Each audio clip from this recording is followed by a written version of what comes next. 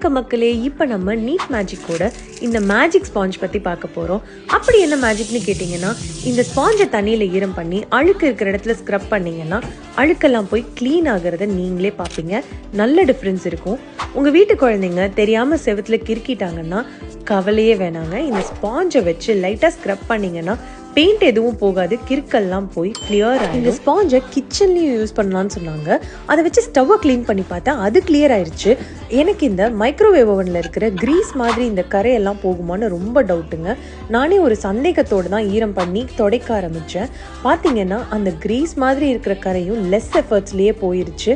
எப்போவுமே வர அந்த ஸ்டஃபினஸ் ஸ்மெல்லும் போய் அவன் நல்லா நீட் ஆயிடுச்சு. எனக்கு ரொம்ப சாட்டிஸ்ஃபைடாக இருந்ததுங்க.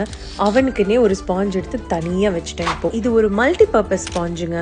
இந்த மாதிரி உப்பு கரை இருக்கிற இடத்துல நீங்கள் ஸ்க்ரப் பண்ணி பார்த்தீங்கன்னாலும் அந்த கிளாஸ் டோர் பாருங்களேன் எவ்வளோ கிளியர் ஆயிடுச்சுன்னு. நம்ம வீட்டு ஸ்விட்ச் போர்டில் அப்புறம் அதுக்கு மேலெல்லாம் இந்த மாதிரி கரை இருக்கும். அதே இந்த ஸ்பாஞ்சை வச்சு மைல்டாக ஸ்க்ரப் பண்ணிங்கனாலே கரையெல்லாம் போயிடும். ஸ்விட்ச் போர்டே புதுசு மாதிரி ஆகிடும். அது மட்டும் இல்லைங்க, இந்த ஸ்பாஞ்சை யூஸ் பண்ணி ரொம்ப அழுக்கான விஷயங்களை நீங்கள் துடைச்சாலும் கவலையே வேண்டாம். இதை நீங்கள் ஒரு வாட்டி வாஷ் பண்ணிங்கன்னா மறுபடியும் புதுசு மாதிரி ஆகிடும். அதுதான் இதோட ஸ்பெஷாலிட்டியே. லிங்க்